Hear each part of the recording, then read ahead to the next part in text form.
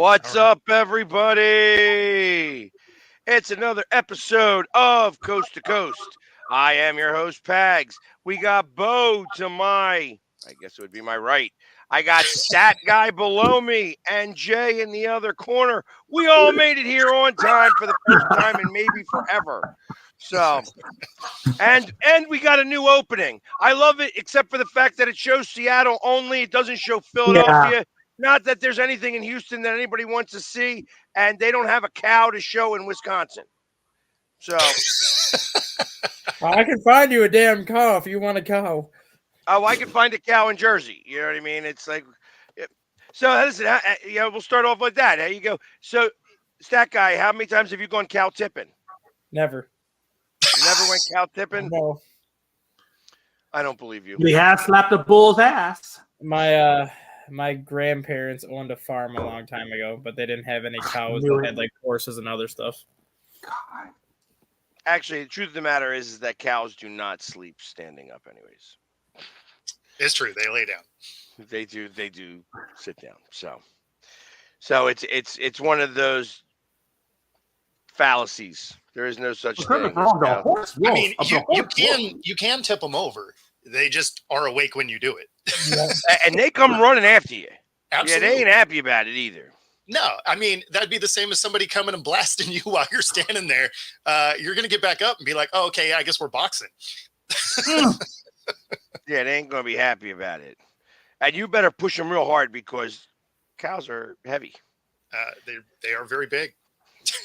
So anyways, starting off with things that happened yesterday in the world of sports. The Edmonton Oilers beat the Vancouver Canucks, which was a big surprise to me, actually. I was surprised that they were able to do that. No answer in the second period. Vancouver came out just weak sauce in the second period, and Edmonton took care of business. They scored 3 goals. They tried to come back in the third period, but they just did not have enough juice. And that's that. Edmonton and Connor McDavid go on to the Western Conference Finals to go face Dallas. Yep. Yeah, I think Dallas gets that series. I think so too. I think the Canucks actually would have been a better matchup for Dallas. But, did they come off flat last night. Gotcha. So, and look at Seattle doing something that they don't normally do, win games. Yeah, they came back. They came back. They, I thought they were going to get dusted because it sure looked like they were the entire game. They waited till the 9th inning to put up some runs and, get the dub. The Storm got their ass kicked, though. Both teams in New York. Yeah,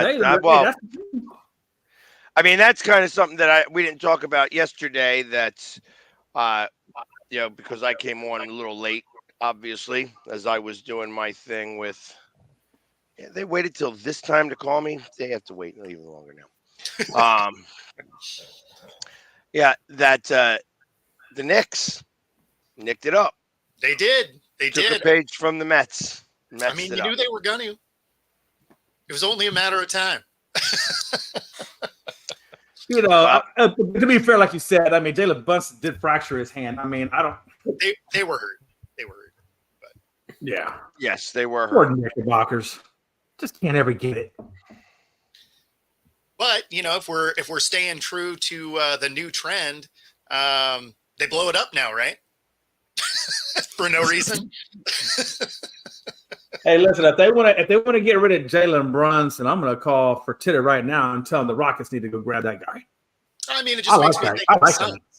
Makes me think of the Suns a couple years ago, right? Like they get into the finals, they blow it out, a 2-0 lead, whatever, and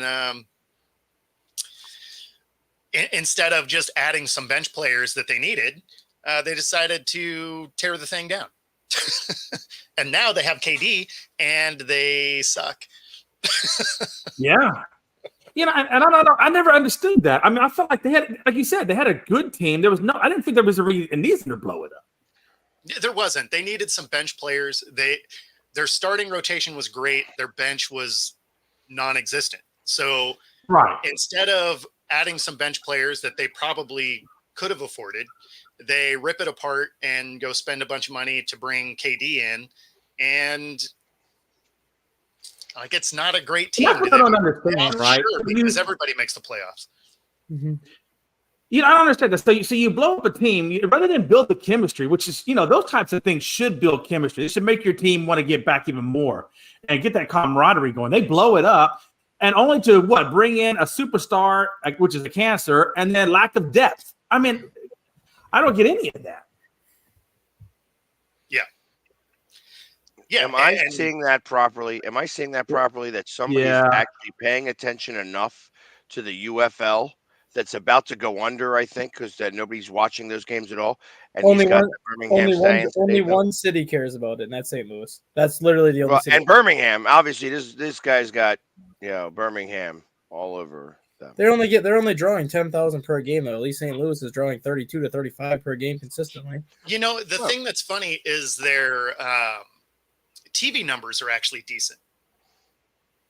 So, like the DC Defenders, not last week, but the week before, they had 1.2 million tuning in, right? So maybe they weren't in the stadium, but and they had they had a whole 17 or 18 people in the stadium, and that's about as good as they get over at Commanders games. So they are doing really exciting stuff. I mean, right? So a million viewers is actually not horrible. Right, 1.2. So. Oh, okay. There we go. That's right. I remember that. Okay. Well, it's good that you're caring about the UFL. I find that exciting. So, but I'm going to start off before we start talking about a bunch of other stuff. You mentioned how your Storm got their ass kicked by New York. Yes. I want to talk about the other team that got their ass kicked yesterday, and that was Indiana. And Caitlin Clark, as she lost her luster. Well, she left the game injured. You could say she got trained, but that's probably not a good thing to do. Yeah, right. They ran a train on her ass. No, that's not true. That's not that's I'm being funny. Haha. Anyways, what I am saying is that has she lost her luster? They didn't set her up schedule wise in a good way, right? They set her up to battle some of the tougher teams. She's on a team that had the number one pick.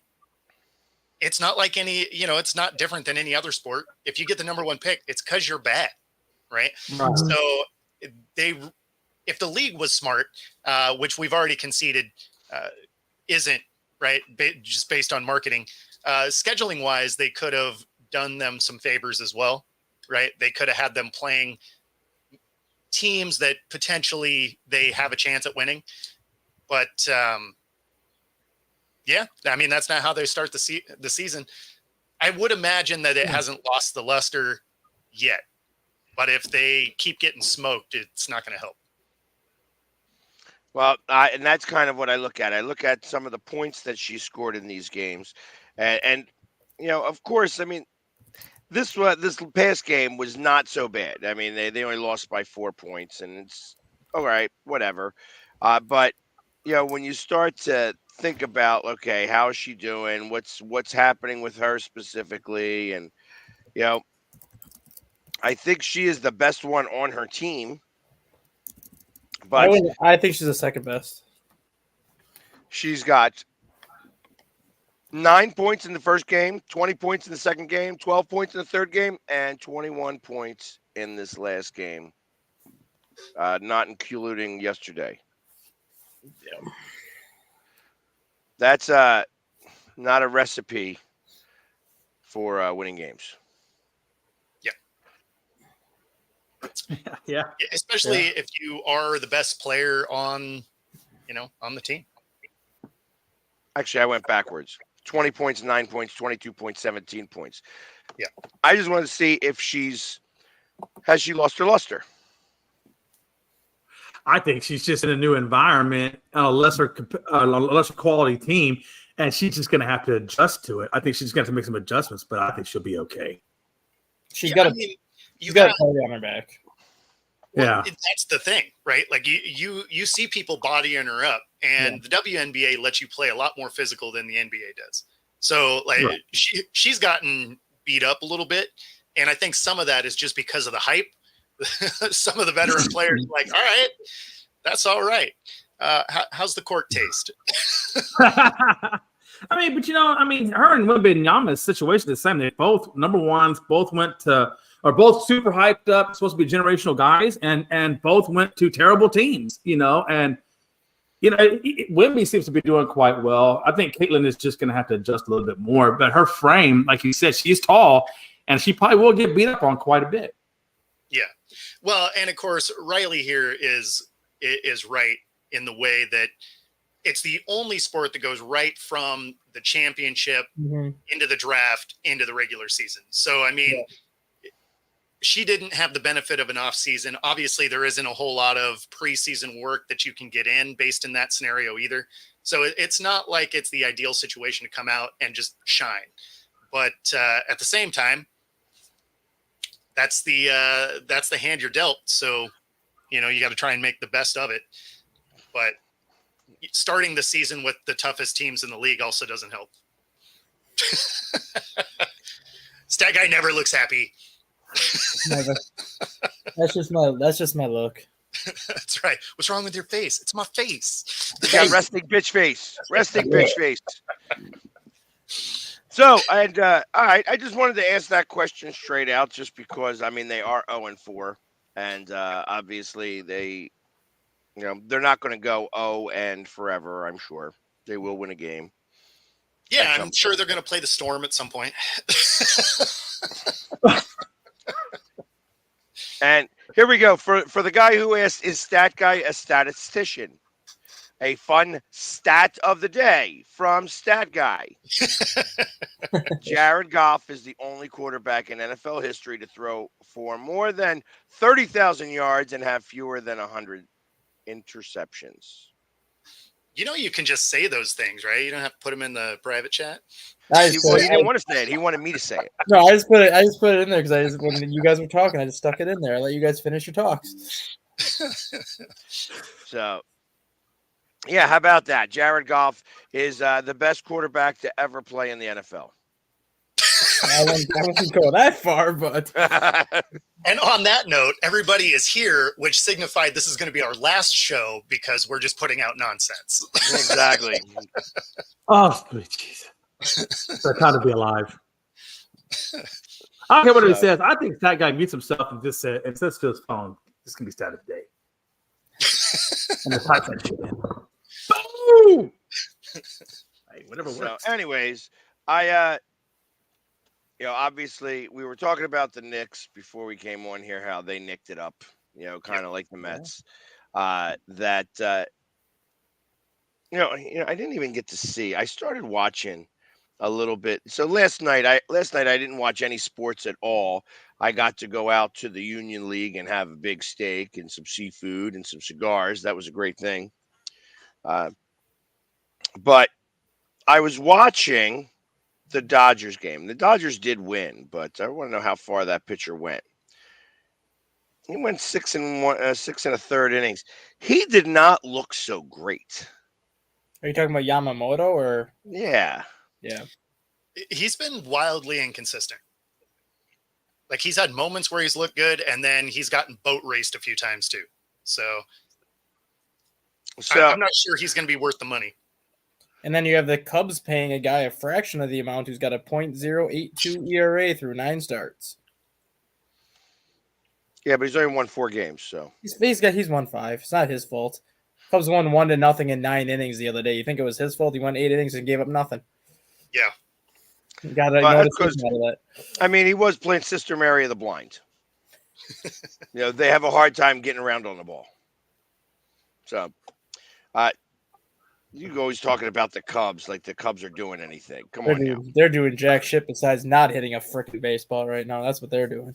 Right, exactly. So they got this one there, and while there is another guy over there in Japan who's crying, saying, "Hey, He's in why Mexico doesn't now. any?"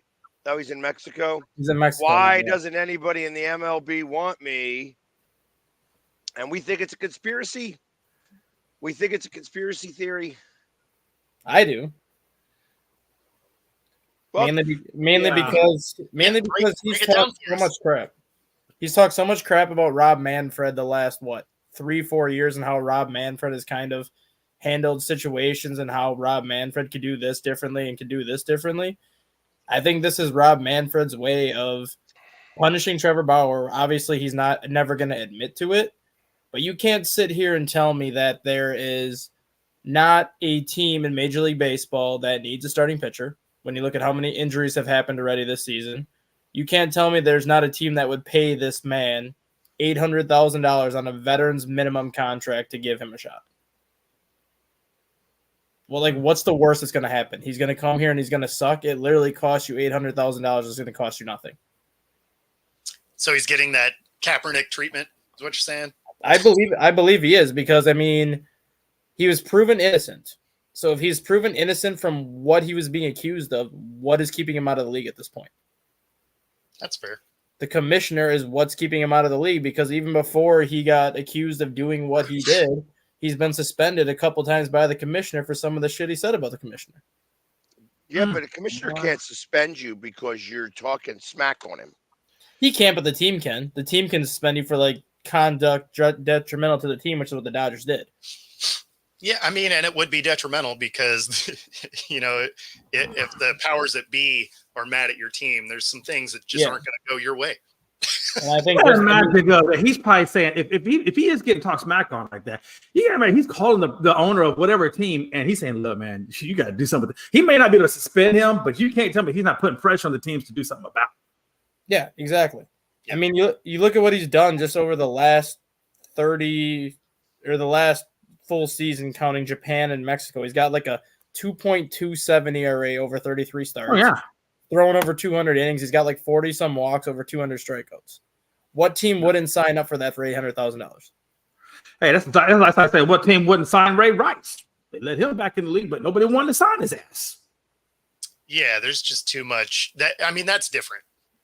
It's different, but it's not. I mean, Ray Rice assault is still assault on a woman, regardless of whether you're dragging her down the hallway or you're choking her out during sex. You're still abusing a woman. That's why he got kicked out of the league. So abuse is still abuse. Trevor Bauer actually didn't do anything, though. One requires a safe word. The other, I was going to say I may have done some of those nefarious activities, and I didn't get kicked out of baseball. Yeah, like I mean, Trevor Bauer didn't. I just want to know: did you do it painted up, or was there like a special gimmick paint for that? Listen, did I tell you? I've told you guys this before. The Philly sports guy does not get laid. That's true. That is a true statement. Jamie gets laid. The Philly sports guy does not. Yeah, that's right. I have never had a sexual interaction with the makeup on. For $19.95, and I will provide the shipping instruction. For $29.95, you can buy a Philly sports guy blow up doll. Oh, Jesus Christ. And then the Philly sports guy can get laid. Wow, that went a whole different direction. I'm not ready for that one. Holy I didn't realize it's a little too early in the show to go off the rails this far. Right? I was like, I didn't realize this is the late show. It's 9 p.m. Is that what's happening right now? Man, I turned on my ceiling fan. It was getting so hot in here. Yeah, you look at Trevor Bauer, though. Trevor Bauer, even before all this happened, was an ace. The guy had like a 2.9 career ERA. He was throwing 96, 97 before all this, and now he's throwing 99 to 100. He was an ace before this, and he never was even paid like an ace because his last year with the Dodgers, he was making $22 million. So, it's still a lot of money, but he wasn't getting paid ace money before all this happened. He's literally saying he will take a veteran's minimum, which is $800,000. Well, if that's the case, why not sign him to a 5-year, $4 million deal? It's literally 5 years. No. He said he would take a 1 year. But if he wants to play that bad, He will Yeah, at this but point. listen, I mean, it's one. I hear what you're saying, but there's no chance any intelligent player, like he's not going to sign for 5 years for Oh, I that know. much. But at this point, I think if a team would call him right now and be like, "We will give you a 2-year, $2 million contract," I think he would take it. He might do that. Because I think it would be 500,000 for the rest of this season, and then like 1.5 million for next year, and then obviously if he performs well, 3 months this year, you can immediately extend him before that contract even ends. All right, so I'm thinking about this the other way. That there's a reason, so say that you're right, saying that he is being blackballed out. Mhm. I got to imagine that as we get closer, there's one team that I think of right now that absolutely, positively is going to need pitching to be able to help get them through the playoffs right this second. There's maybe more as we get closer to the trade deadline and such like that. I'd be willing to bet that he's not going to be picked up until like right around the trade deadline. Mm-hmm. And I bet you he goes to Atlanta. I That was one. think Houston really needs to pitch him, but I don't know if Houston's going to take him on. The other team that I thought of, and I'm only thinking of it more so as a relocation type of thing. Why not have Oakland sign him? You want to have people show up to Sacramento? Absolutely not. Absolutely not. The reason why because first off, they ain't showing up for them anyways. Oakland is on the dick of Manfred because they want to move. Yeah. But here's my thought process on that. Say Richard. I don't think you can say that. I think you got to say Richard. Here's my thought process on Oakland This signing. is network TV. We're fine. If Oakland were to sign him and you get, let's just say, 8 good starts out of him, who's to say Oakland wouldn't flip him at the deadline? That's part of the problem there. They aren't going to do that.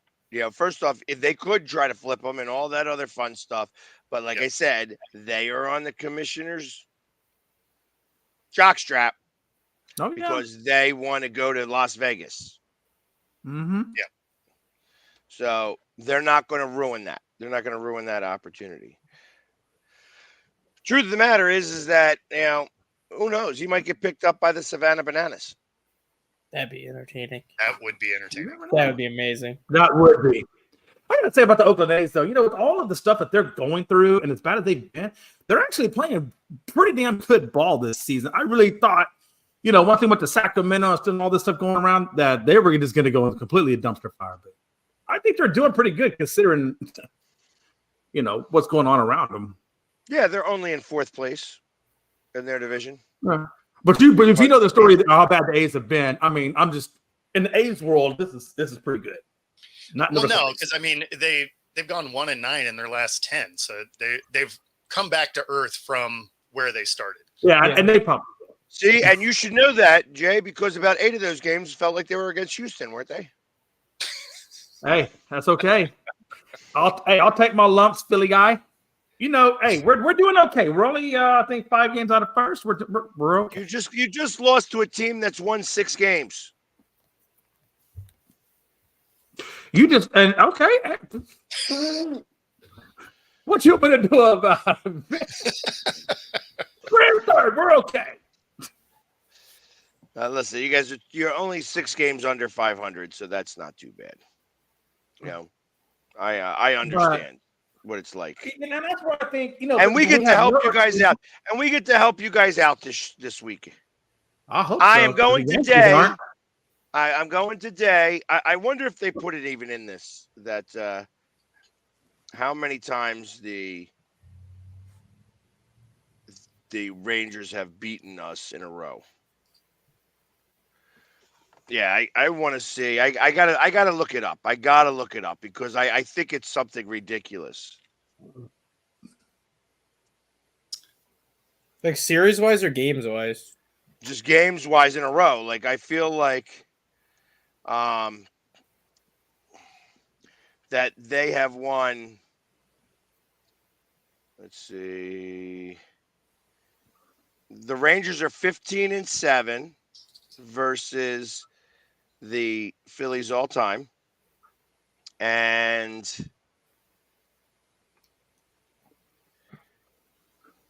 they've won. Wow. Oh, my God. That's worse than I thought.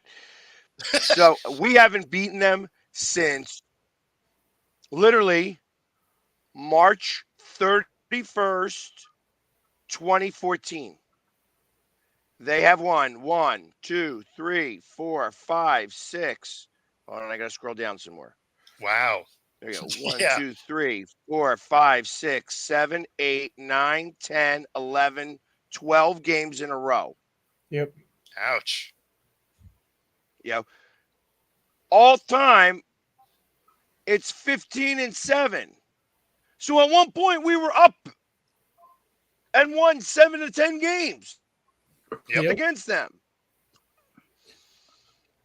No offense, Robert. Now I saw your comment there, but now you guys understand why I said that we need to make sure we win the first game. I mean, and you look You know at what I and mean? you look at some of the scores of these games too. Like April 2023, 16-3 Texas wins. And then the Right. game before that, 11-7, and then 7-0, 6-0, like 10, 14-10. The Phillies won a game 14-10. But that was back in 2014. Yeah. Yeah. It's like Texas either wins by pitching because the last meeting was a 2-1 meeting, and then the meeting before that was 4-2. But then you had 11-7, 16-3, 7-0, 6-1. So it's either a close game or Texas mashes. yeah. Yeah, and I would say, we've lost 1, 2, 3, 4, 5 series in a row against them. Lost 5 series in a row. That's not so good against one specific team. I guess you could call that the Cliff Lee curse. Because that all started after the Phillies got rid of Cliff Lee, didn't it? Well, 2014, they stunk in general, so. No, I know, but didn't they trade Cliff Lee away in 2012 or 2013 to Texas? Well, they traded him to Texas. They didn't re-sign him, and Texas signed him. And then the next year he came back. Yeah. I like how Sherry is ending her her statement here.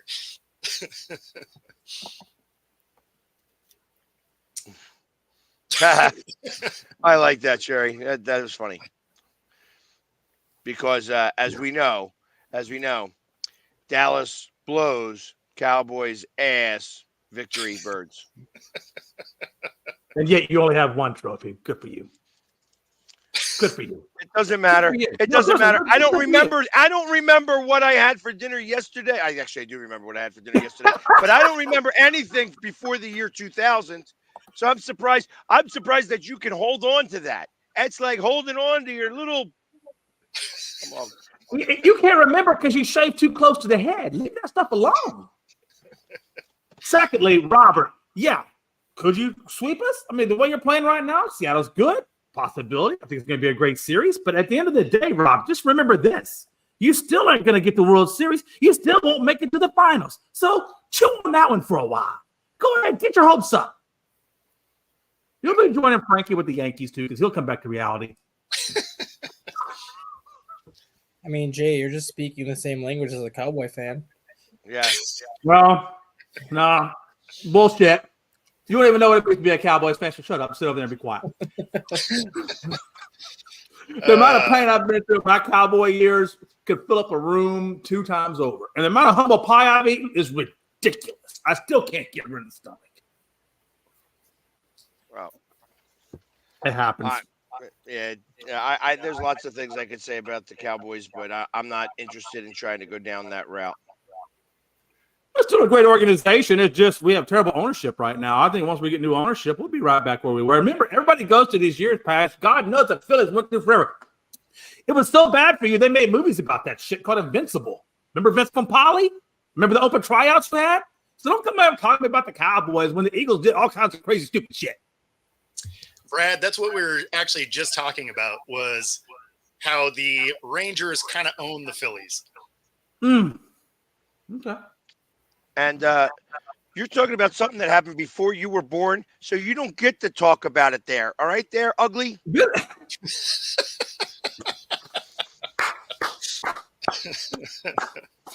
Uh, So my thoughts are we got to win game one. Let's win game one. They got the best pitcher in the Major League Baseball going out there today to pitch. We got to win. We got to win game one. Let's start. Yep. Let's start there. yeah, I mean, you got to break the streak first, right? Don't even have to worry about the series. You just got to get the streak broken. Yes, and that's how it's gonna go. You know, I mean, it's truth of the matter is that once we won one, the pendulum always swings. Of course. So now I feel like that once we win that first one, we'll win the next 18. And then, of course, we'll lose the next 12 after Right. that. Yeah, exactly. But, yeah, it's going to be – I think it's going to be a good game. Obviously, they are the world champions, so I'll give them that little bit of respect. Yep. Yeah. Yeah. I don't know.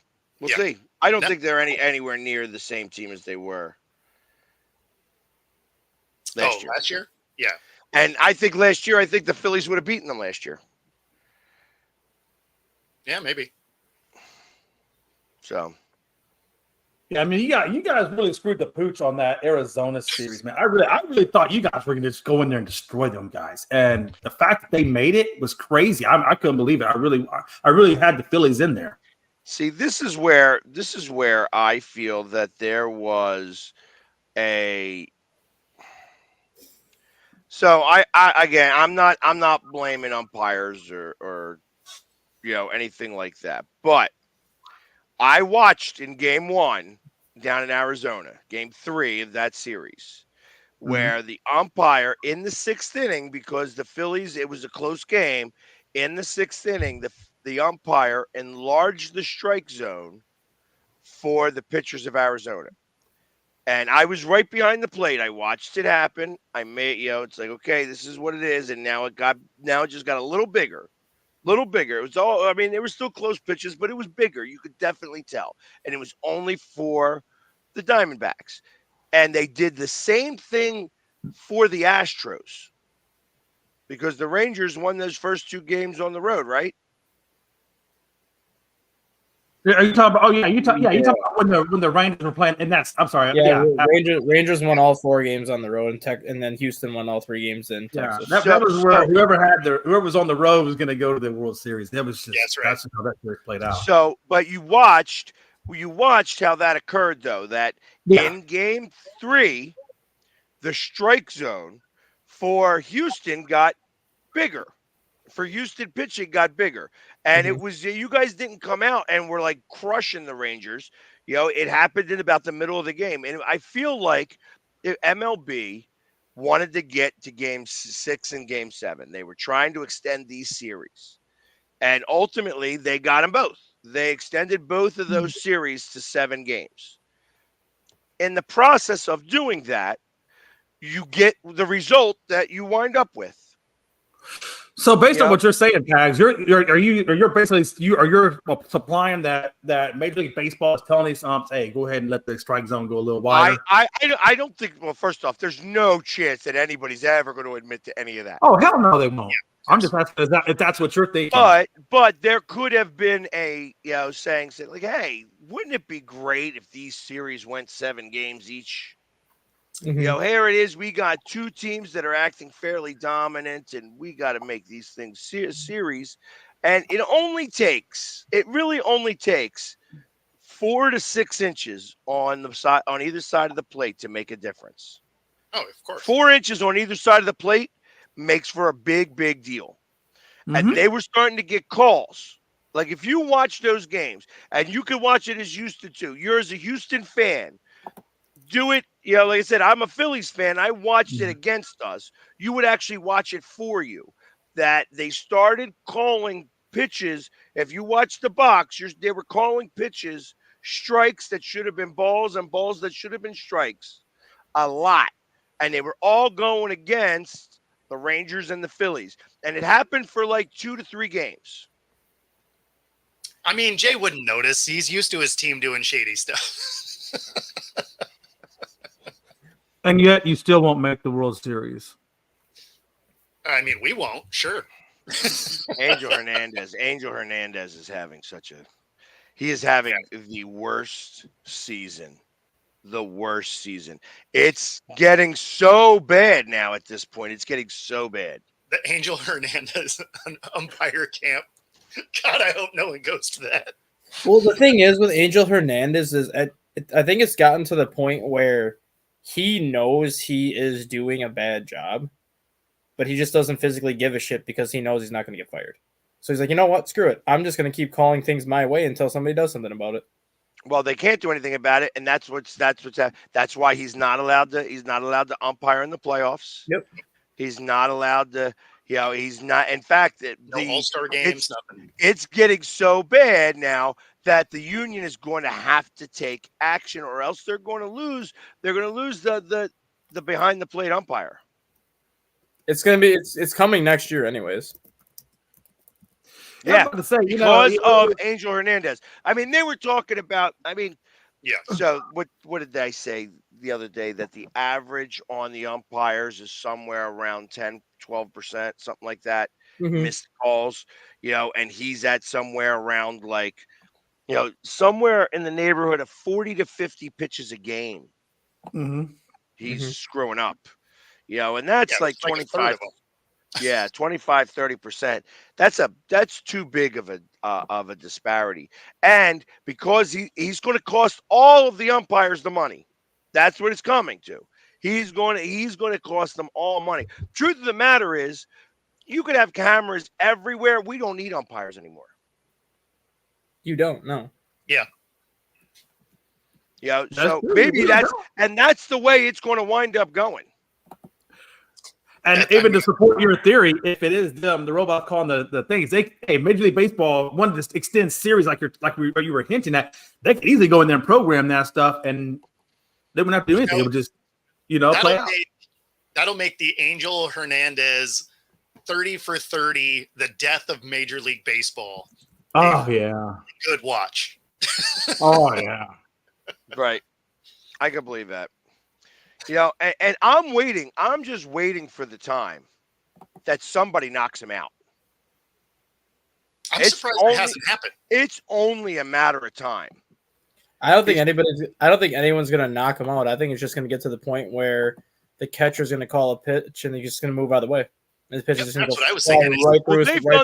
They've done that a couple times to Major League umpires. Absolutely. But with somebody throwing as hard as they throw now, get Paul Skeens and just be like, you know what, screw it. Throw the fastball up towards the neck. I'm moving out of the way. Right to the throat. 102-mile-an-hour heater right to the throat. No, that's the thing. Oh, I didn't get my glove up all the way. Have the catcher it's going to be a breaking ball and then. Yeah, I'd play the, there's a bee.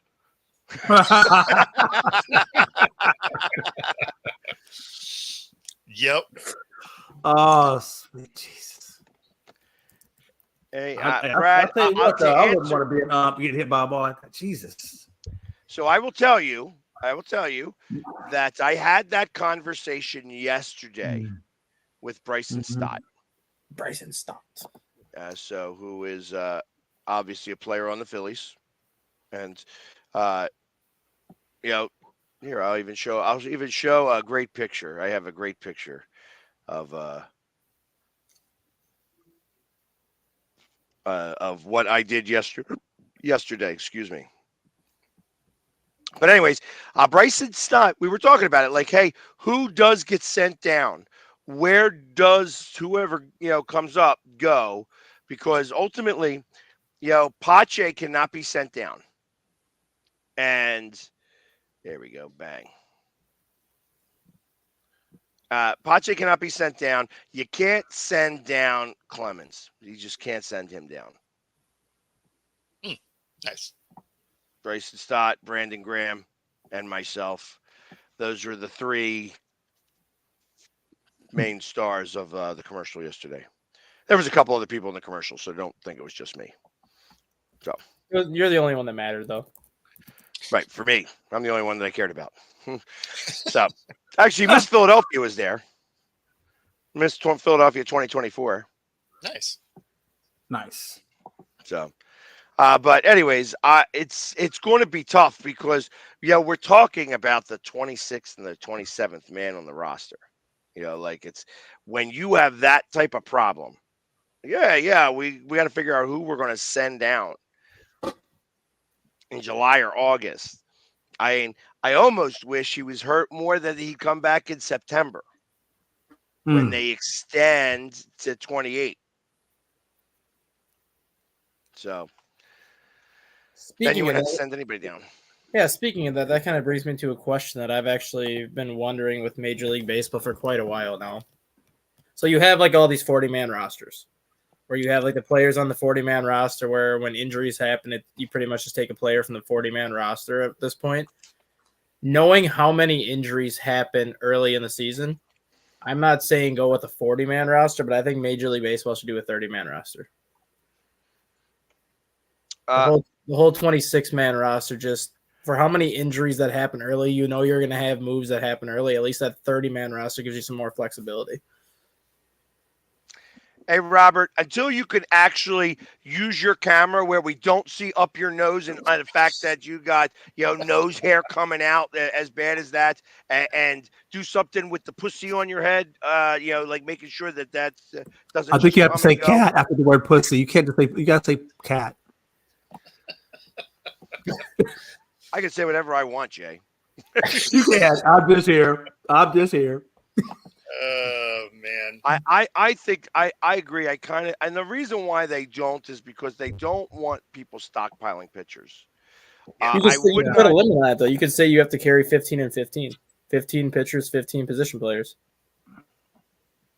Just like right now with the 26-man roster, you have to go 13 and 13, or I think at worst you have to go 14 and 12. You can't go more than 14 pitchers. No, because there's been teams that carried 11 pitchers. At least for a time, you know what I mean? Just to be able to get stuff. Because even then you got 5 starters or 4 starters and 7 relievers. Yeah. You know what I mean? So you could still go ahead and try to do it that way. What did you say? It's not nose hair, it's testicles?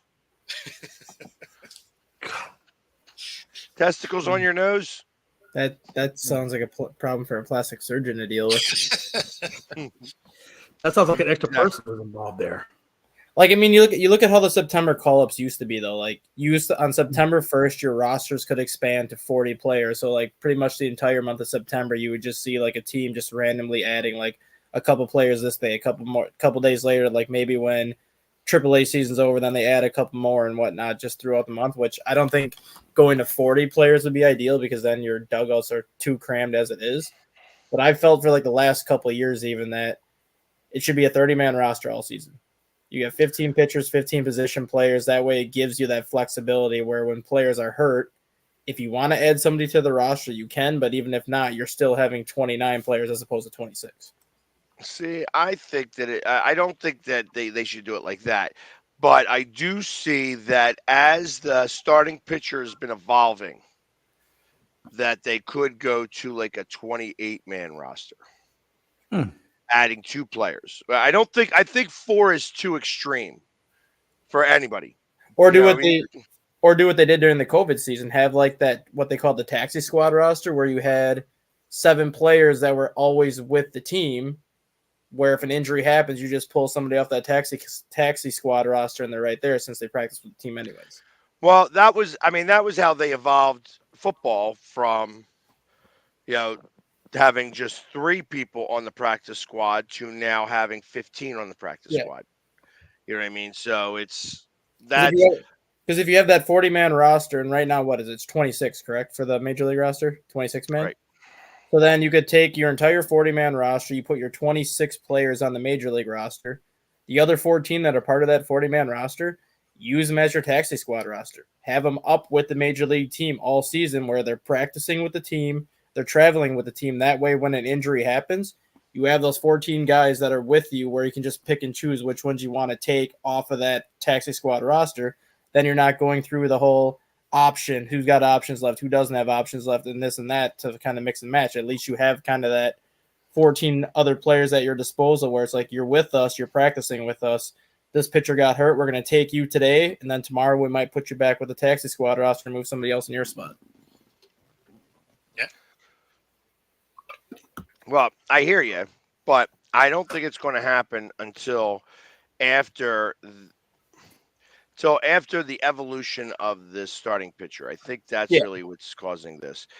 Starting pitchers now are not going anywhere near the same type of length as they have before.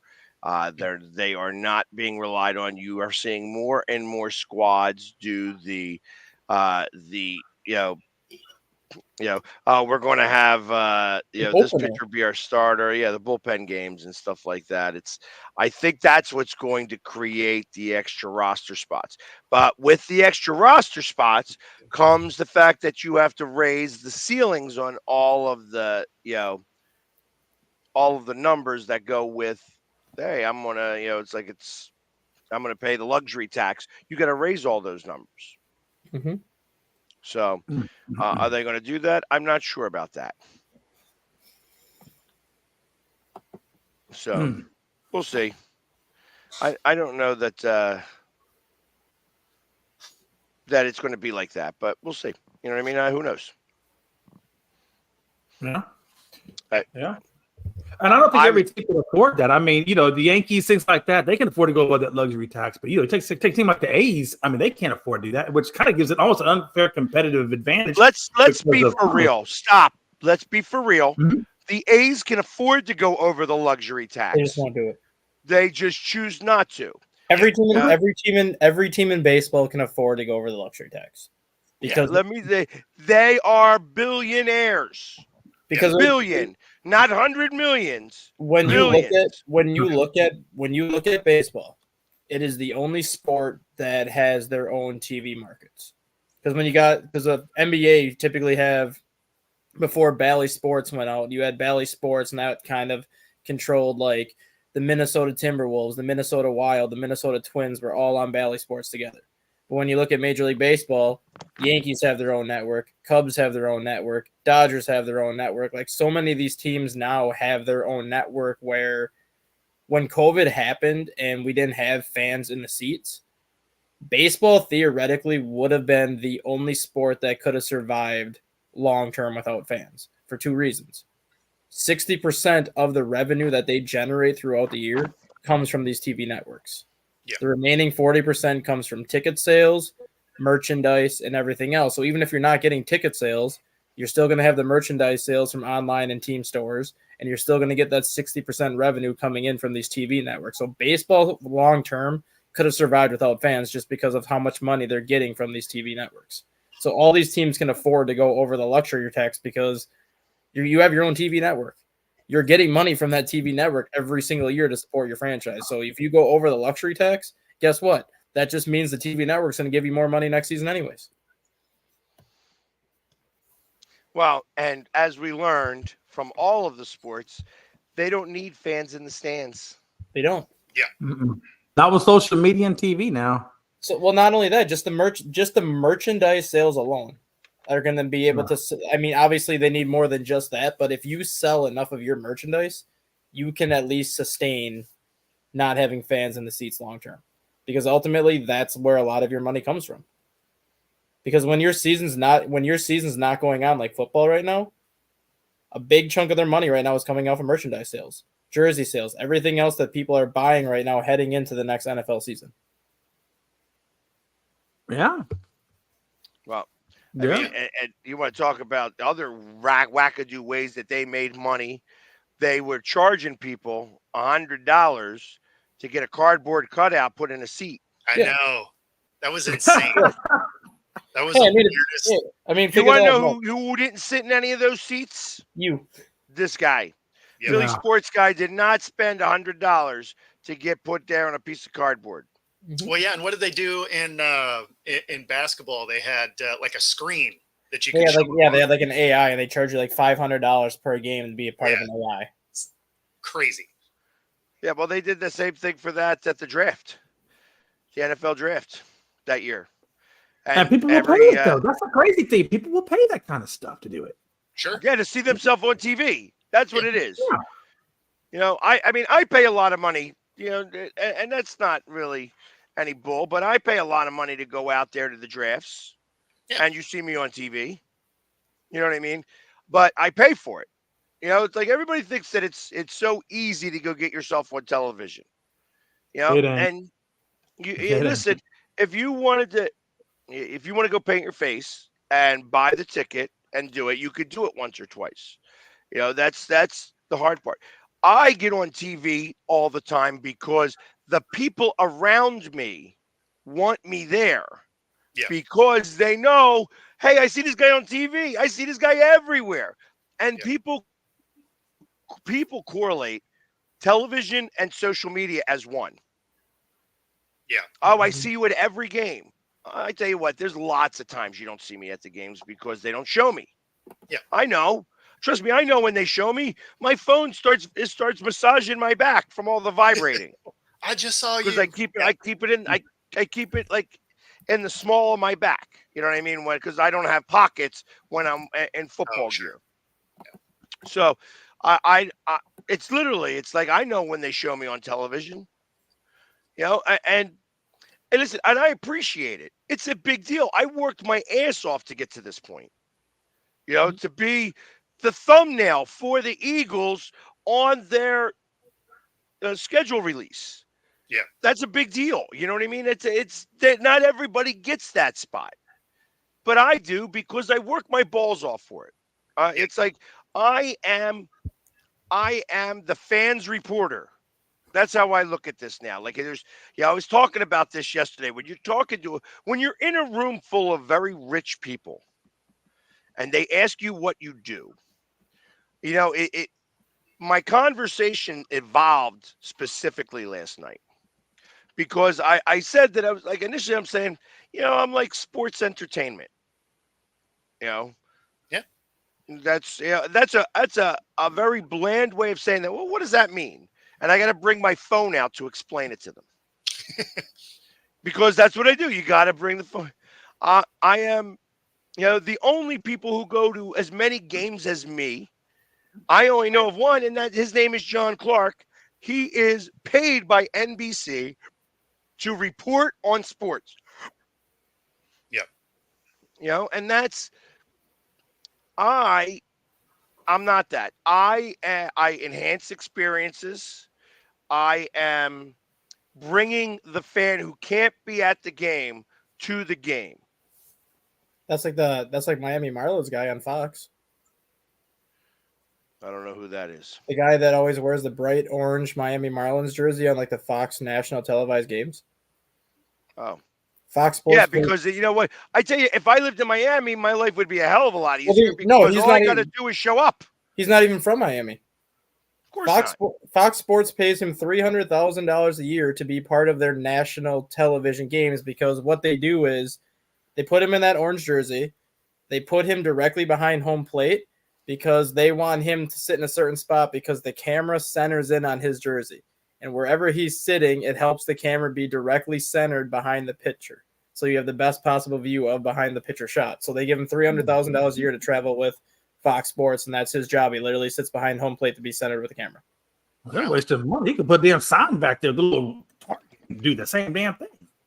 He gets paid $300,000 to do that. That's nuts. To go watch baseball games. Yep. In a Marlins jersey, it's only the Marlins. Yep, he wears a bright orange Marlins jersey every single game. So he's watching the Phillies and the Rangers, and he's got a Marlins jersey on. Yep. Whenever it's a Fox playoff game, an FS1 Saturday game, or any Fox game that any Fox. I'll be honest with you, and I've watched a lot of playoff games most recently, and I know Fox was there every game in 2022. I didn't see anybody with any Marlins jerseys. He's always about 5 or 6 rows up behind home plate. He always wears like one of those visors with the fake hair in the hats, like those fake haired visor hats. He's got black sunglasses. He's got a gray goatee. He's a retired attorney that used to work in Brooklyn, New York. And he's like 55, 56 years old now. See, right now, everybody is seriously Googling this.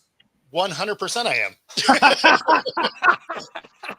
I'm not, because like I said, if I know where, I know where to go sit if you want to be on camera at a baseball game, it's not necessarily behind the pitcher, it's behind the batter. That's where you want to be. You want it because when they shoot across, well, for right-handed batters, you got to be. It's past the diamond club. It's like 2 sections over and about 12 rows up. Bam. His name That's where you are. his name is Lawrence Levy. Lawrence Levy. Lawrence Levy, also known as Miami Marlins Man, is a famous Miami Beach attorney who was featured in Fox Sports. Levy first became famous in 2012 when he attended a Miami Heat playoff game wearing his orange Miami Marlins jersey. He has since then been attending Fox Sports events and is known for seating placements right in the view of the broadcast camera.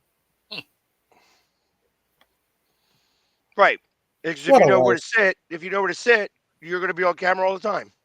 What a life. I learned that in the Atlanta series 2 years ago when I was in Atlanta for game 2. We had won game 1. We lost game 2, and I was wearing – it was a Wednesday, and I was wearing the powder blue paint.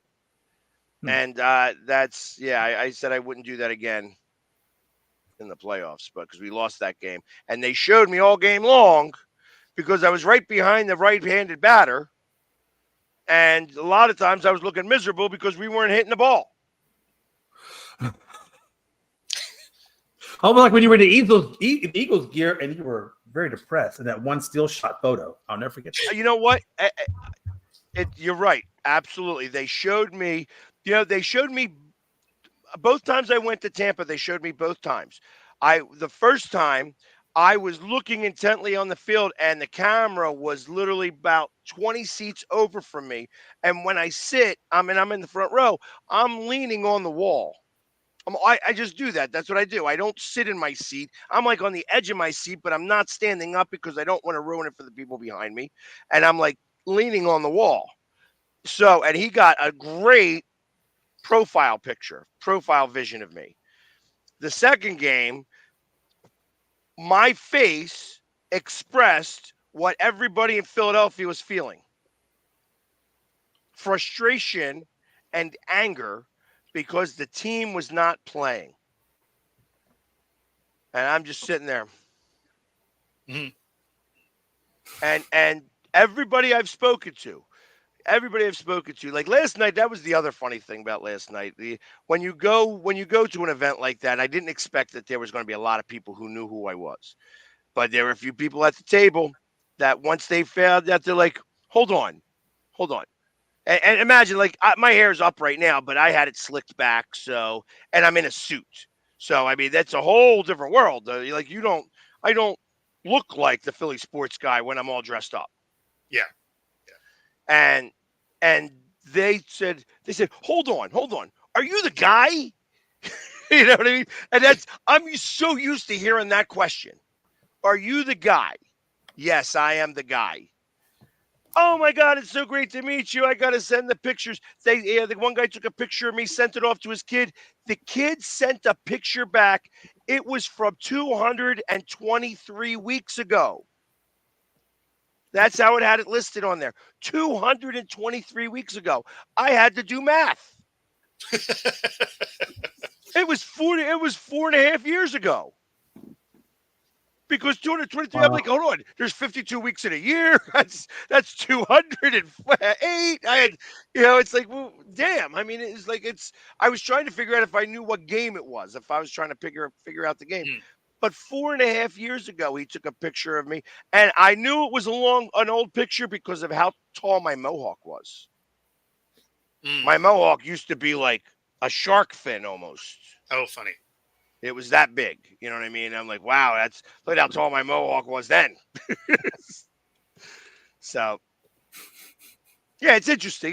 But it's like I said, those are some of the fun things that you get to do when you go to games all the time. Like, it's just like I appreciate that people see me, and I get excited when they get excited, because most of them get excited to see me, after they know it's me. Well, I hope you got a CPA, though, that could do all those write-offs. But seriously, you should. I mean, with all the, like you said, the traveling, the tickets, all the things you got to pay for. The travel, the meals, and everything can all get covered. you cannot get tickets written off on your taxes. Probably not the tickets, but definitely the dinners and things like that. Wouldn't you be Yeah, able to? the tickets you cannot do. I can do a lot. You can get 50% off the meals. You can get all the travel expenses and stuff like that all taken care of. But ultimately, you cannot do the tickets. And I don't understand why I couldn't, because it really is part of what Part of I your do. job. Yeah. But I'd have to go and get a special dispensation. So Trump changed that, actually. He closed that loophole because you got all these corporations that are buying suites to bring their clientele, and with that clientele, they're writing that all off, but they're really bringing them to a game. Yeah, but it goes in as your marketing budget, right? And that's part of what's happening there. Yeah, I would think that if you don't have tickets, how can you be a fan at the game, which is what your job is as an entertainer? Correct. You know. Correct. And yes, I am excited to go to London as well. It's going to be interesting when I'm doing my shows from over there, because I got to figure out the time. I guess it would be 5:00 p.m. over there. Yeah, I was going to say. Yeah, they're early like 5 hours ahead of us. Yeah. Early evening time. Yeah, it'll be interesting to do all that. It's going to be fun time, because thank God the games are actually on the weekends. But at 5:00 on a Friday night, when I'm over there, I'm going to see if I can do it straight from, like, I'm not going to be able to run the show that day, obviously, but I'm going to call in and be like, hey, here we are at Passyunk Avenue, London, and Piccadilly Circus. And I'll try and get some of the podcasters that I know from over there to pop up there. Yeah, that would be amazing. So if you're gonna be in London, you have to either do the show from the Dog and Duck or the Blackfriar. Yeah, both of those places I'm not going to be, well, unless it's like on Monday or Tuesday the following week, because I'm not going to be able to get there. I'm slated to be at certain spots, and these are going to be MLB and Philly bars. Yeah. So like I have a conversation to have, because I said I want to be at the events. I feel like MLB uses me all the time. I want to be at those events. So we are at the top of the hour. Thank you very much, Paul, for letting me know that we are at the top of the hour and it's time for a commercial break. So we will be back in just a few moments after these commercial messages. I mean, you can see right now, without LeBron, Lakers are struggling. Let me tell you about a team I hate, all right? I know the Dallas Cowboy fan is here, so I had to make sure he knew how much I hate this team. I'm ready. I've often said that the people who run baseball, they try very hard to ruin it. I'm from Brooklyn. I don't have a problem saying it to his face. Oh, I'm from Brooklyn. Hey, get us any.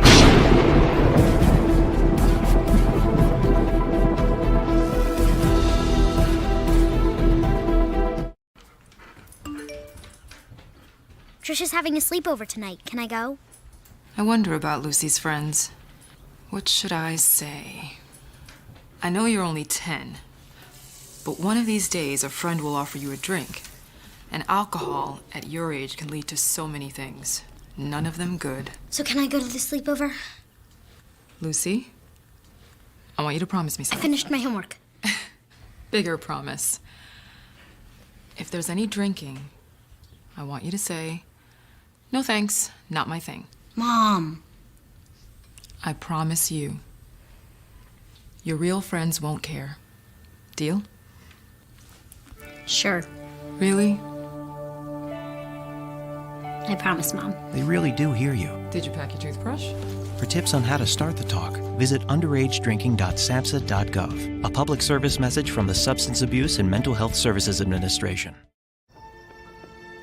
Sometimes, all you need to change your life is a sign. A sign that says, "Hank, this is the place you've been looking for."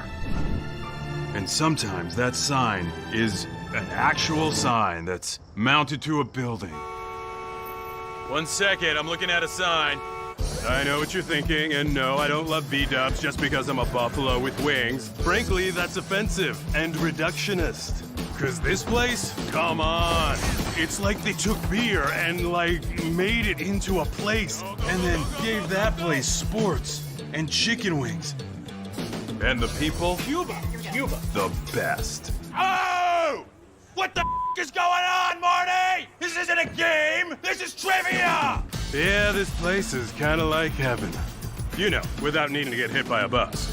Let's go, sports bar! Supporting the needs of our veterans. That's the goal of all of us at Team AmVets. Like Mitch, Carlos, and Kevin from our Welcome Home team that brings furniture to our vets. We are Team AmVets. Or Linda from our thrift stores who brings you great bargains every day. I am Team AmVets. And John, who picks up your thrift store donations that support California veterans programs. I am Team AmVets. Visit our website or Team AmVets thrift store to donate or shop today. Join the team!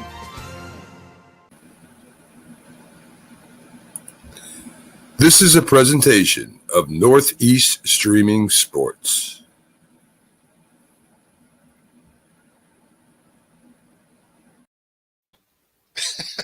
There is zero chance they're getting an apology. I should get an apology for having to make me rent an extra day of a hotel room because of the awesome food poisoning I got from Cracker Barrel. So there's a 0% chance that I am sending them an apology.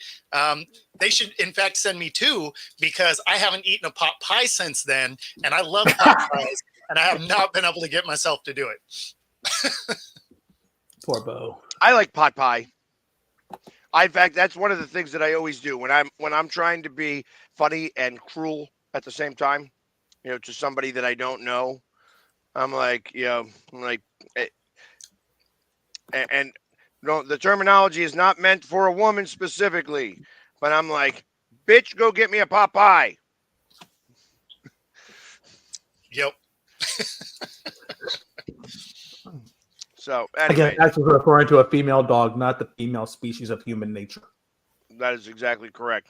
I got Jay being the guy who's like, hey, the thoughts of this panel is not necessarily the what the station believes. It worries me that Jay is the one that's trying to keep balance in this show to let you know how far we've fallen off. Exactly. Hey, I think we should get an endorsement for that. Like I told you that thing earlier, where you put the thing on your hand and you shave your head with it. I doubt that's an endorsement we should get involved with. So I got a question for you guys. I am coming close, and at the end of this year, I will have only 3 stadiums left in the NFL to go hit before I that's it. And baseball, I've only been to a couple. I've been to Old Yankee Stadium. I've been to Washington's National Park. I've been to Houston. I've been to Atlanta. I've been to the Mets. You'll be in Seattle later this year. Right. Yeah, and possibly the Dodgers. I've got people now trying to get me to go at like, oh, you're going to be on this side. The flights are cheaper when you're over here. It's true, and it's only 2.5 hours. Yeah, only 2.5. Yeah, so it's not the flight that's going to kill me for that, and it's not the tickets to the game that ain't going to kill me. It's going to be to stay in the one night. Yeah, one night in Bangkok. Makes a hard man humble. Yeah, one night in LA makes him a rich man broke. So, but my question to you guys is, out of the stadiums that you have gone to, which stadium would you say is the best? For any sport or for specific? So let's do it to stadiums and not arenas. Okay. Let's keep out basketball and hockey. I mean, I guess you could include soccer if you wanted to, because those are stadiums. But let's keep it at stadiums. Because I'll tell you mine. The two favorite that I've had. I would say, and out of all the ones that I've been into in baseball, uh, this Pittsburgh, where the PNC. Pirates play, is a great stadium. Atlanta, also a great stadium. Citizens Bank Park is amazing because you can walk everywhere in Citizens Bank Park and always be watching the game. That's pretty cool. Like that you can walk around and there's not a time short of walking behind, the what they call the Hall of Fame area.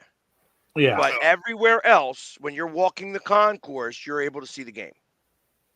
I really do like the Atlanta Stadium. The Atlanta Stadium for me was just really it's intriguing.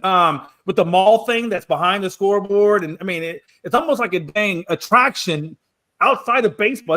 It's got a whole other world of its own when you're walking around it and seeing things. I mean it really is. I mean they got everything for kids. I mean every kind of anything you can think of they have there. I mean it's incredible. Concerts really and everything right before you go in there. I am. PNC, So PNC and Wrigley are kind of towards the top of my list, but I have one that I would put miles above any stadium, and I would recommend anyone going there. And you're going to be able to Oracle Park in San Francisco. That stadium is absolutely ridiculously amazing. Isn't that Santa Clara? Nope, or it was where the Giants play, San Francisco Giants. Okay. You're literally not 3Com. No, you're 3Com. Nope, 3Com was their old one, and then it became AT&T Park, and then they changed it to something else, and now it's called Oracle Park. But you're literally the same stadium. Yeah, no, not the same stadium as 3Com. It's the new one. 3Com was demolished back in 2002, 2003. This stadium went up in 2001. Okay. But yeah, I mean, you're literally in the middle of the Pacific Ocean. You have to take a ferry to get to the stadium. You can rent a boat and chill in kind of the little McCovey Cove area. Just most people like to sit close to the games. When I go to Oracle, I like to sit on that second level because I can oversee the Pacific Ocean. Then I can see the San Francisco skyline. I can see so much more sitting on that second level. And it's just the fog that rolls in when it's twilight early in the season or late in the season is an experience that you can really only get in one or two stadiums. Oracle Park, as much as I love the Cubs, as much as I love Wrigley Field and Fenway and a lot of those older ballparks, Oracle Park to me is the best stadium that I've ever been to, and I would recommend anybody go there for anything. Got you. I've never been to Wrigley. That's going to change this year. I've never been to Fenway. I thought that was going to change this year. It's not going to. I'm not going to be able to get up there this year because it's like right as we come back from London. So, gotcha. I was thinking I was going to try to make it there, but I cannot. So I'll have to wait for 2 more years because as of right now, it's odd how they're doing this. I think it's when you're playing these teams, you have 2 that you're doing there, 2 that you're doing here, and 1 team that you have a 4-game series with where it's half and half. That's how they're working right now with these. As you're playing the teams you're playing a division. Yeah. So I mean, with any luck, it could be Boston next year. That's the half and half. I don't know. I don't know how they work that into the mix. I don't know if it's similar to basketball or not basketball, football, where it's like, hey, you were in first place, the Yankees are in first place, so you were the teams that are going to split the 4-game series, and everybody else has got. Yeah, you're either home or away, depending on what you did last year. Mm-hmm. We don't have that. We don't have that problem. Because we always get the White Sox as a split. We always get 2 at White Sox, 2 at Wrigley. That's our split. Otherwise, we just alternate with the other 14 teams where we get 7 at home, 7 on the road, and then the next year we swap it. I think like a lot of the teams that have like that kind of cross-city interleague team are the kind of the ones that do that. So the Brewers get the Twins every single year in a 4-game set. 2 at Minnesota, 2 at Milwaukee. Cardinals and Royals, same thing. They get 2 at Kansas City, 2 in St. Louis. Cincinnati, Cleveland, same thing. 2 at Cincinnati, 2 at Cleveland every single year.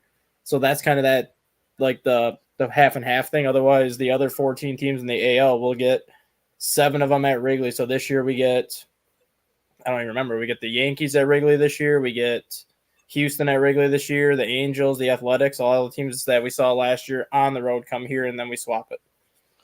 So, real quick, Paul, I know, and I appreciate you sending me stuff from overseas because obviously I haven't been to any of those stadiums.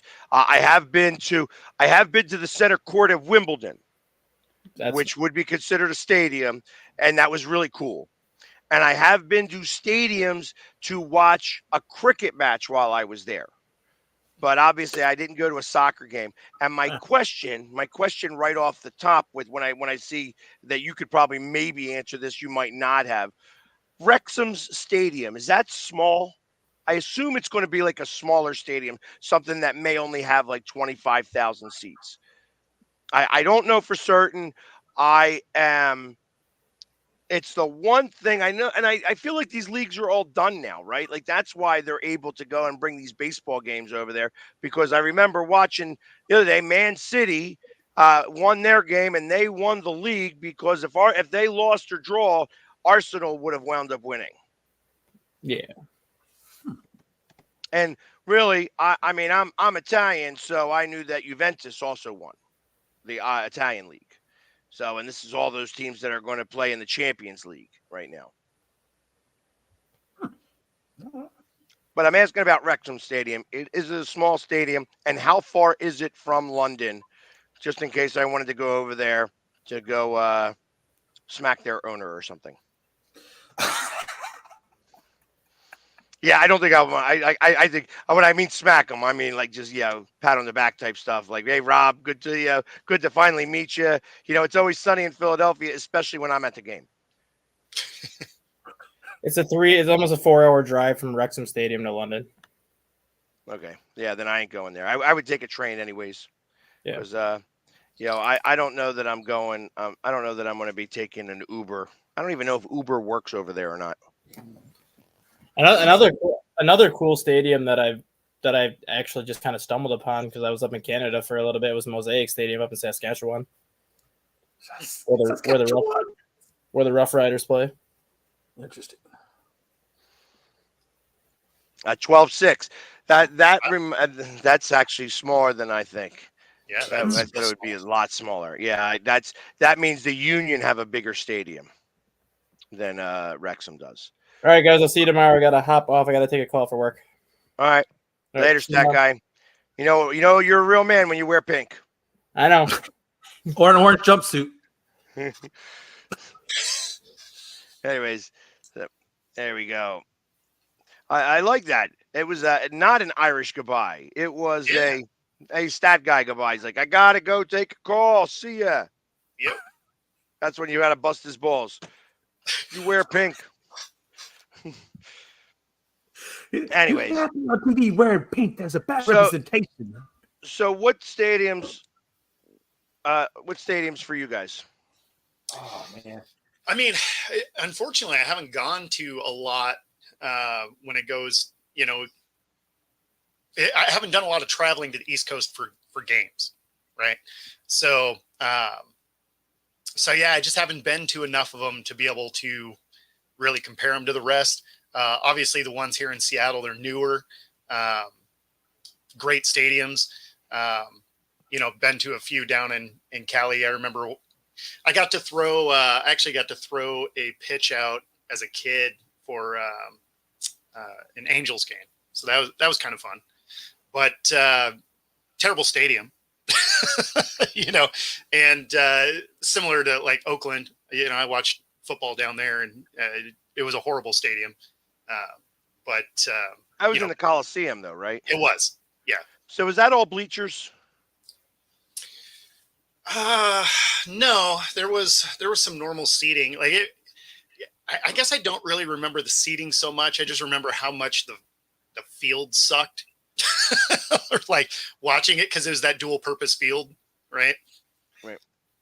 I tell you, there was, and see, now we're going back to the days of Live Aid, but there was JFK Stadium in Philadelphia, and it could hold like 120,000 people, but it was mostly bleachers. Yeah. And that's the one thing I can't stand about Green Bay. I won't go back to Green Bay Stadium unless I am in the front row doing my thing in the front row on the end. I know. So when I would go to the games, I was going with like bigger guys. The four of us together would weigh somewhere in the neighborhood of 1,200 pounds. Sure. So that means that we're not small guys. Yeah. The places they got set for your seat because they got it marked off on the bleachers. First off, it's Green Bay. Those friggin' bleachers are cold. That's what I was thinking. Like it would be brutal. And you're packed in so tightly. So we sat on the 40-yard line. Well, that's because it's so cold. They want you to heat up. Like, you're going to snuggle. You're looking one way, so you're looking this way, and then it's like, all right, they passed the 40. You're like, so now they're on the other side of midfield. Now they're getting down to past the other 40. You got to stand up, shift, and then sit back down again, or else you ain't turning. You gotta get up and move, and then sit back down again. I didn't really care for that. That was not my. Hey, with the amount of times that they sell out that stadium, they probably don't even care. Oh, I mean, it's hard. It's hard even to get a season ticket for that stadium, or even a game ticket. Sometimes it's hard. I mean, it just sells out so easily. Yeah, and that's what I was told, that there's going to be about 66,000 where we're playing. And is it Tottenham that we're playing at, Paul? I keep telling people that it's Tottenham, but I don't know if we're in Tottenham or not. And I have seen the outside of Tiger Stadium. I have not been inside Tiger Stadium yet, but I've seen the outside of Tiger Stadium a number of times. And like I said, as far as football goes, my favorite football stadium, I mean, I am impressed by spending money the right way. Mm-hmm. Jerry's World. I've done the 3-hour tour of Jerry's World. I've done that. It's, if you haven't been to AT&T Stadium, if you haven't been there, like, go take the tour. Take the 3-hour tour. It is, I can't stand the Cowboys. Can't stand them. But that building is impressive. It's impressive. It is a great building. I would say the next one that I went to that I liked was Minnesota. Mm-hmm. That the Dome in Minnesota, also great spot. Legion's supposed to be nice there in Vegas. Like, it's supposed to be. The outside looked good. Yeah. I think maybe it was because I was there and we were one of the earlier games from when they opened up and they weren't ready yet. But when you got guys in line to go to the bathroom and you're a brand new stadium, there's something wrong. Yeah. Yeah. You know, I would love to see Pags at a baseball game in Japan. Seriously. Just because of how entertaining, Have you been to one? I have not, but I hear that I'm big in Japan. And it's funny how you say that like that. And how do I know? How would I know if I'm big in Japan or not? When Ohtani was here with the Angels, there were a couple of things that occurred. One was the one kid who went to every Angels game that year.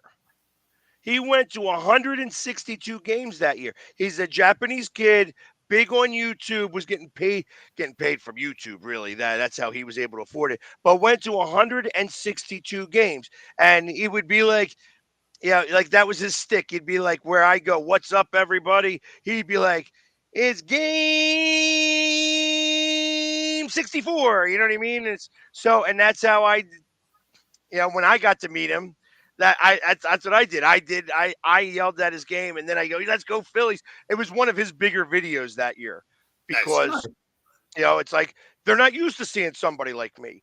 But I got interviewed. No, they are definitely not. As a matter of fact, when you go there, it's going to be so quiet. And when something actually does happen, they don't even yell. They just do these little clapper things and sit back down. So that's why I think it's going to be interesting to see you at a baseball game because you're going to be the entertainment. You're going to be compared to everybody else. I mean, it's going to be interesting. I would love to be at that game. honestly, just to see how that all plays out. I mean, it's crazy. Right. No, that would, but like I said, I received like 4 interview requests from Japanese writers You can do that and stuff like that. Absolutely. I mean, if I could handle the plane ride, like that's really what it would come down Guys, to. you're gonna sleep. You're gonna have a couple of drinks. You're gonna be fine. I can't sleep on a plane. Like that's the problem. That's the biggest thing I'm worried about going to London. We leave here at 7:30 at night. We arrive there at 7:30 in the morning. It's only a 7-hour flight, and I'm trying to figure out how I'm going. Do I have to stay up the whole night before and force myself so that I can just crash on the plane? Like when they seat me on the plane, I'm like, you know what I mean? Just so that I can kind of get because I don't know how I'm going to operate for 48 hours, especially when I get there on that Friday. That's when I got to be like going to the games is one thing because I'm not going to see a lot of the game because I'm going to take, I normally take somewhere between 600 and 1,000 pictures in a normal baseball game in Citizens Bank Park.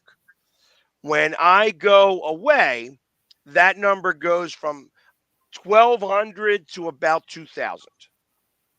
I got to imagine there that over 2 games time, I'll take every bit of 10,000 pictures. Yeah. How the hell do you got time to go through 10,000 pictures, though? I tell you, they start to line up, and I make 2 lines. It's like, get over here in line, get over here in line. And I'm literally like, I put my phone away, and all right, you guys.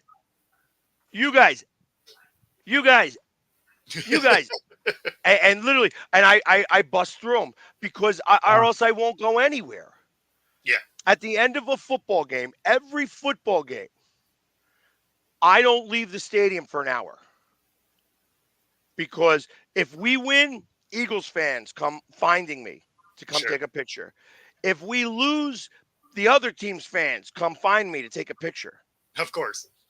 You know what I mean? So it takes me a long time to leave the stadium. And listen, I signed up for this. This is what I want to do. You know what I mean? So I love it. So that we have a guy in Philadelphia called the Philly Captain.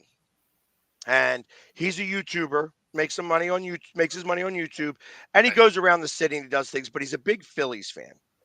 And he was saying the other day, he goes, I'd be willing to bet that you are the one person in Philadelphia that takes the most pictures. And it's possible that I take more pictures than all of the Phillies combined. Rob, if it was that simple, I would. If it was that simple, I would. I tell you what, it's the one thing I hope I never have to use, because obviously Brian from Avalon called me out on it, where it's like, hey, listen, I tried to do, I tried to do the one time a GoFundMe to get out to the Padres stadium so that I could go watch that. And I didn't want to do that. I was like, you should give that a shot. You should see if you can make it happen. And the backlash that came from that fueled the haters. You know what I mean? The truth of the matter is I did it that one time. I never did it again. All that money that got raised in there, which wasn't a tremendous amount, all went to charity. So it's not like I only made $200. Thank you. Pags, I need to see your best P. Diddy apology right now. Let's go. Man. Give me the P. Diddy. Let's go. I don't even know who that is. Is he related to Rihanna or Cardi B? Oh, yeah. I think Cardi B staying away from him. Yeah. Oh, nice. Although I think Cardi B would have put up more of a fight, though, if he'd have tried to do that to Cardi B. Cardi B would have. Well, listen, I called Rihanna, Cardi B, live in a video when I was at the Super Bowl, and some people still say that was the reason why we lost the game. I mean, there's a lot of reasons why you're the reason they lost the game. Yeah. The meteor that came down and wiped out the dinosaurs was blamed on me. So Well, that would certainly explain a lot. Definitely the Mohawk. Exactly. But anyways, so I mean, it is kind of fun. Like I said, I enjoy being the Philly sports guy, but it does require a lot of time before and after the games, and I don't get to Yeah. see a lot of the games. You know, I got to tell Bryson Stott the story of his grand slam in the playoffs, playing against Florida. He hits a grand slam, and before that, at that inning, my son wanted to go get some ice cream or water ice. And while we were right there was nobody in line to climb the wall. So we went to go climb the wall. And when he hit that grand slam, I always am doing my videos. I mean, you could see videos from the playoffs where I'm sitting and there would be a home run and it looked like explosions were coming out of the back of my head because I was that close to where they have the fireworks go off of. Oh, It was very unique and kind of cool how that worked. You know what I mean? Because Oh, the pictures would have been epic. I'm doing the video. Literally, they showed it on the news. That I'm doing the video and fireworks are coming out of the back of my head because of where I had the camera. It was amazing. It was a lot of fun. But That's that one time, because I'm always showing people around me, that one time I'm up like this. Because I couldn't show that there was nobody around me because I was with my son doing the wall. But I remember that grand slam now. I remember that grand slam probably more than the other home run that I remember clear as day is the home run that Bryce Harper hit that created the bedlam at the bank. And, the home run to beat the Padres in Game 5, because they showed me on the broadcast. They showed a guy with a fat head of Bryce Harper, and then he swings and hits that home run. I will ever be immortalized in that. And then of course later on, a little bit later, we'll say maybe 45 minutes to an hour later, I'm holding the trophy. Literally holding the trophy, like, oh my God, somebody got a camera because my camera is in my pocket and I'm holding the trophy. You know what I mean? And somebody texted me that picture. Nice. So, but yeah, those are times I won't ever forget. You know what I mean?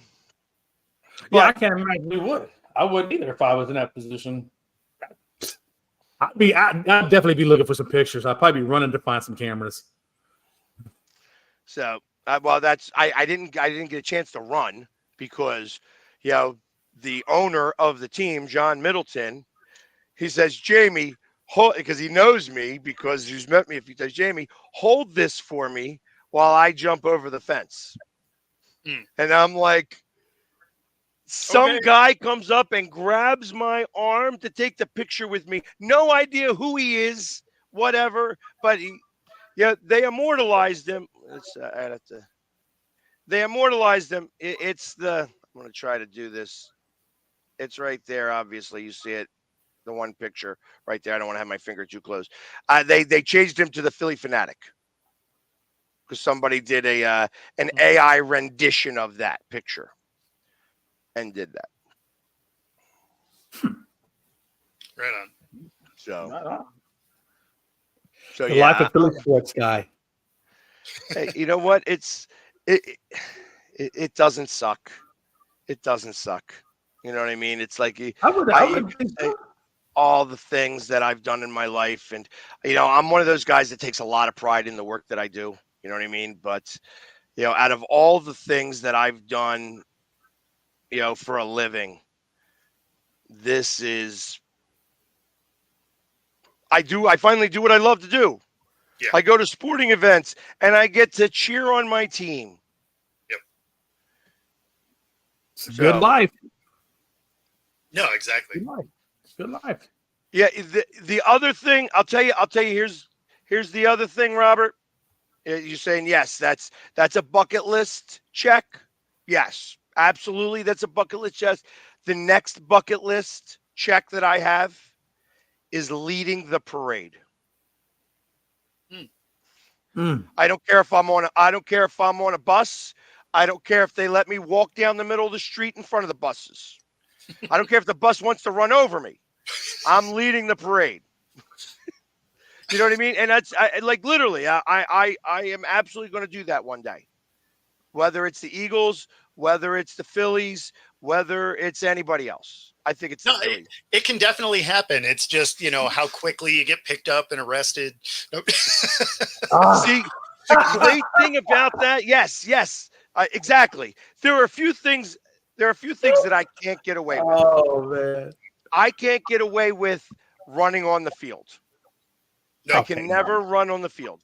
Never, ever, ever. Yeah. We're suicide. I have asked during a rain delay. Well, they're doing a rain delay. I'm like, you should allow me to go out there and just do a slide because it was a heavy rain and there was a lot of water on the tarp. And I'm like, oh, man, you should let me go out there and do a slide to home plate on the tarp. And they said, well, if you don't ever want to come back ever again. Yeah. I'm like, yeah, I'm not. I want to come back. I want to come back. Okay, one time. That is definitely one of those point taken. Yeah, but see, the problem is that I asked the wrong person. You have to ask somebody higher up than the guys and the guards around the field. I got to ask the owner. Like the owner. Because that guard's like, if I do that, I'm definitely getting fired. Because even when you ask the owner, you better have one of the people that are with the owner to come down to let you do that because nobody's going to believe you. Oh, yeah. Absolutely. John said that it was okay. Yeah, I ain't calling him to find out because you're an idiot. Pretty much. And that's where he'll respond with, that part's true, but call him. Exactly. But I almost think like that would be something you could do like through emails or whatever and set something like that up. And I think you'd be great. You know what? It's one of those things that it's gotta happen organically or it's not worth it. Like I can't say, hey, is it okay the next time that we have a rain delay that I happen to be there at and there's enough rain for me to slide on the tarp, can we do that? You know what I mean? It's like there's no chance that occurs. It's got to happen very organically. It's got to happen where somebody says, hey, I do happen to have the ear of somebody who can make this decision. And it's like a 3-hour delay and they got to finish the game for whatever reason. And we're trying to now entertain the people. Like that's the only way that's going to occur. Right. And me going out there and looking like a fool is a great way to do that. Because I would run around the bases, slip sliding and like do the, get on first base and you run through first base. And then the second base, you do the Fred Flintstone, get the feet running and not go anywhere type thing. Yeah. To try to go. And then you get going off the second base and, slide head first into second. And then go to third. You round third to go home and you got to do the face first because you got the slide into second. You're sliding in feet first. The slide into home, you're sliding in face first. Yep. Never understood that though. Well, why is that is that like a rule or why is that the case? Like, why is what the case? I never understood it. Why couldn't you go first or head first? I mean, into second. Like you were saying, you can. When people are stealing, they go head first into second. Yeah. I wouldn't. Not while I'm doing that run. Oh, okay. I got you. Yeah, because you want to slide face first into home. You don't want to do it twice. That's true. Yeah, that's true. Especially because you're going to mess up your makeup full of water. And you're right. That's the other problem with that. Is like, so that's why I think that I could only be the one to do it, and it would have to happen in a very unique setting because there's not anybody else that does what I do. Yeah. Because after that, I'm a soggy mess. Exactly. I'm not taking any pictures anymore, and I'm barely staring at the game because I'm going to freeze my nutsack off. Yeah, I mean, that would be one of those you're probably actually going home afterwards. Right. Oh yeah. Hopefully not handcuffs. I mean, Yeah. preferably. Well, handcuffs aren't bad, as long as it's not all of a police sudden, handcuffs. all of a sudden, that's a really expensive game. Oh man, you ain't lying. But yes, I agree, and that's that. So then it's actually that statement, Eddie, on the reason why I buy my own tickets, and I can't get tickets from the team, because ultimately, where does that line in the sand get drawn? I mean, I've worked my ass off to get to the point that I am right now, so that they give me certain liberties that other people don't get. You know, it's hard. It's so like that's why I say I can walk around the stadium.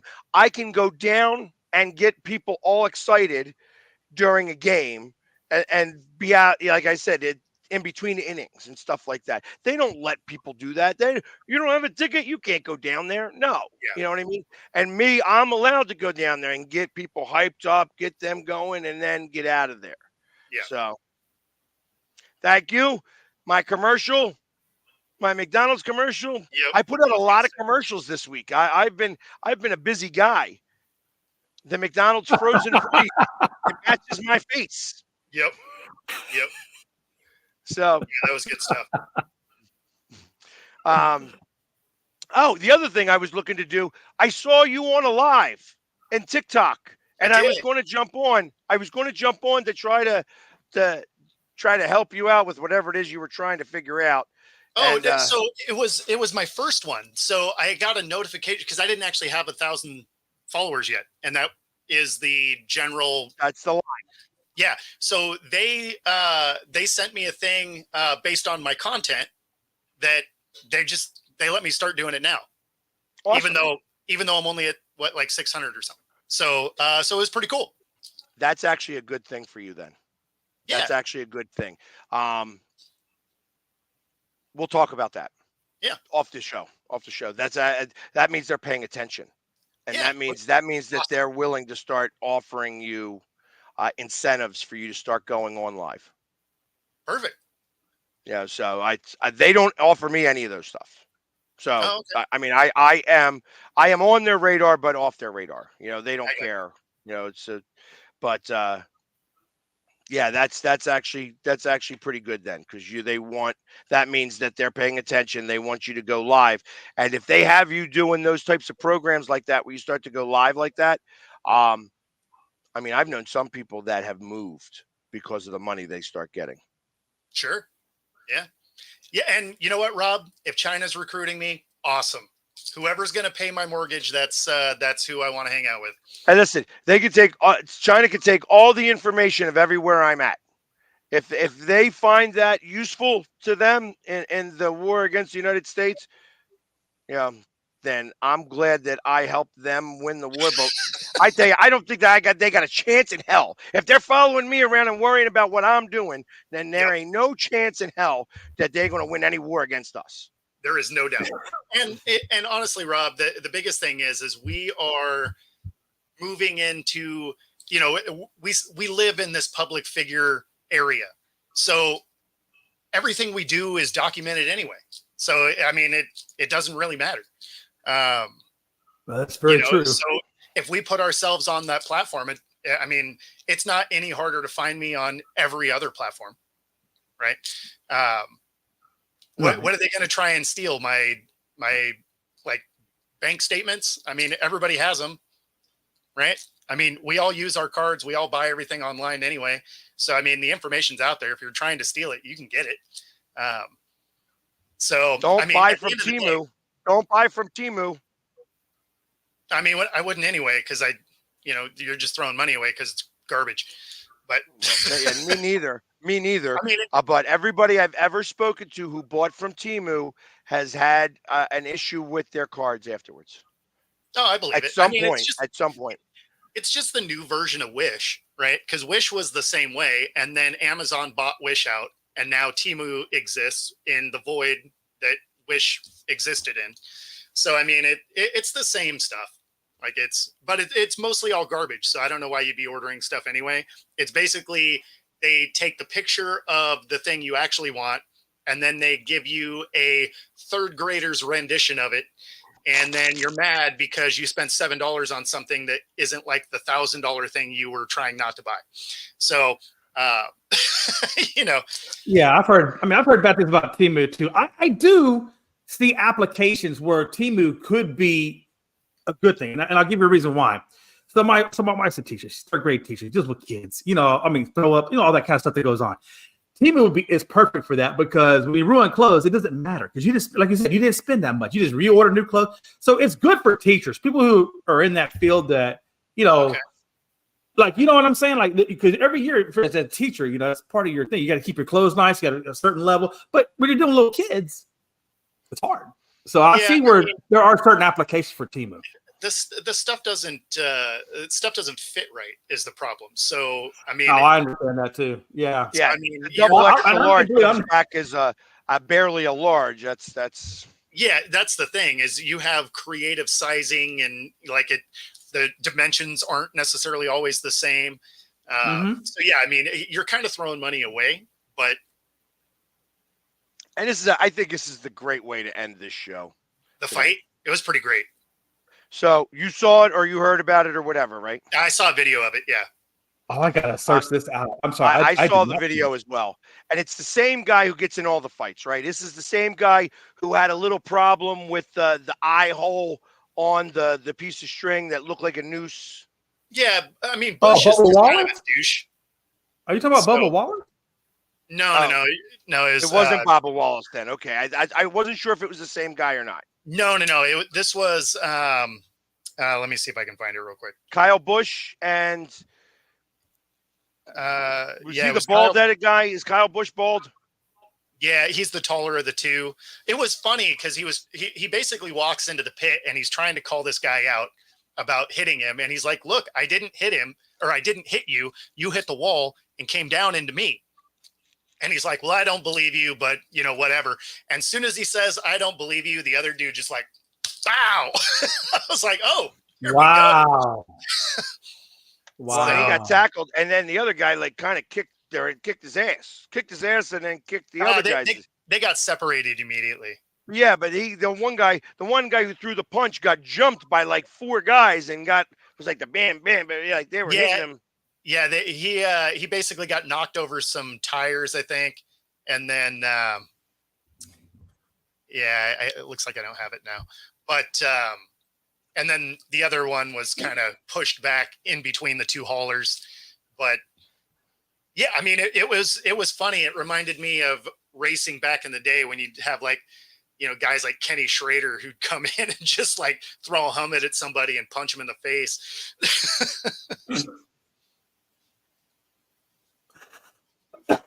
Yeah. So that, I didn't see that one. Yeah. So, I did watch that video that you sent me there, Rob. That'll be something we probably talk about tomorrow. That way I can queue up the video.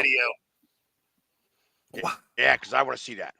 Yeah, absolutely. Yeah, cool to watch. I have it set up, but not in a way that I can do it in the next 10 minutes. I wonder if he's connected to P. Diddy. Everybody is, right? Everything P. Diddy, is that what it is? He's got so many names: Sean Combs, P. Diddy, Puff Daddy, you name it. Yep. Yeah, 234. It's crazy. 234. Isn't that's Monaco this week, isn't it? The racing in Monaco this weekend. Is that this week? The Indy cars, yeah, right. That's the Formula One, or is that different? Well, Indy and Formula One are two different series, similar cars, but different series. I can't even imagine going 234 miles an hour. I mean, that's just insane. All right. Yeah, because I don't know the difference. Yeah, the cars are. So because I was in a funny car. I thought no, it wasn't in a funny car. You were in a rail. So I wasn't in a funny car because I got told that I was the long car. Yeah, you were in. Yeah, you were in a rail. When the car that I was sitting in. Correct. So because there's the long body and the short bodies. So that guy who let me in there in his car, and which it's easy to get in, hard to get out. I had to get 2 guys to give me the hand to get back out again because there was no way I was going to be able to like get my arms a specific way to try to get up in there. Right. But I can't wait to go. We're going to go. It's going to happen probably the beginning of July or the end of June, maybe. That we're going to go do a race. You know, I wonder what the speed is on those vehicles, man, on those dragsters. Like, what are they pushing? Bo. What on a top fueler? Yeah. You'll get they're right around 300 miles an hour. God, that's crazy. That is crazy. Because we were talking about, like, I've learned a little bit about this, how you have to set your time. You have to have your time on the car because that's how the green lights come down. So that you guys, there's sometimes where they are staggered starts, so that you can race legitimately against somebody else. They're giving them links by using the lights. Right.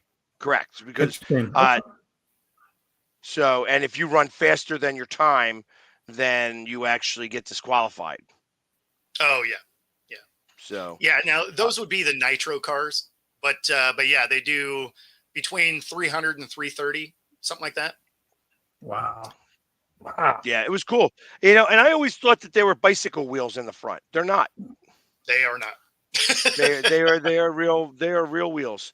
And I was asking about the wheels in the back, like, hey, how much do those tires cost?